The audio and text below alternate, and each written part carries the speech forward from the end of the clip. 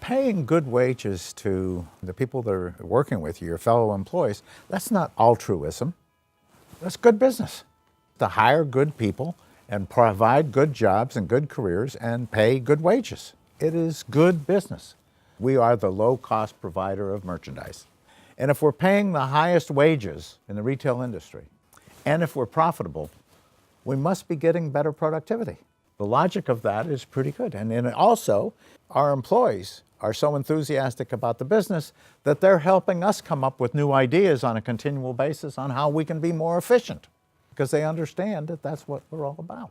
As the industry gets more competitive, it's a natural thing to want to take your largest cost item, people, and get more efficient. And so that means cutting back on hours, cutting back on labor, reducing benefits. It's the biggest thing we have, and everybody wants to be more competitive and lower costs. So it's a really interesting and inspiring idea to do the opposite, to take your largest cost item and invest more in that in an industry that is getting more competitive.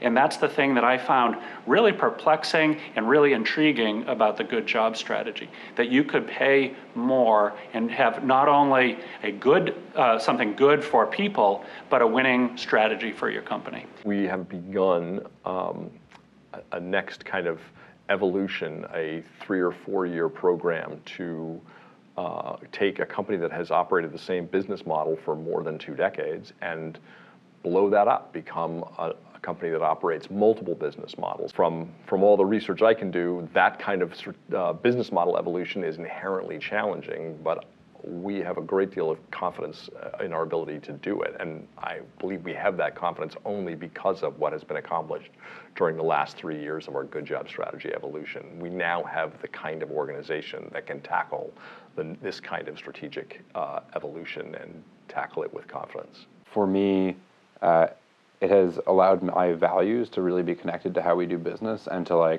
the more true to our values we are as a company, the better we do. And I think that's a really powerful thing for me personally, and it's motivating to me personally, and it's also allowed me to attract a top management team that feels personally connected to the missions. If you execute against the Good Job strategy well, the result is not that you're just spending more money, it's that it actually improves the fundamentals of the business.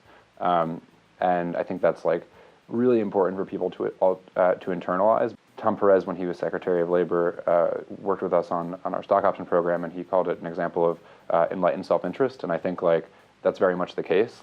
You can create direct alignment between your objectives as the manager of the business and the interests of your workforce if you follow the strategy. And I think that's super important for people to understand.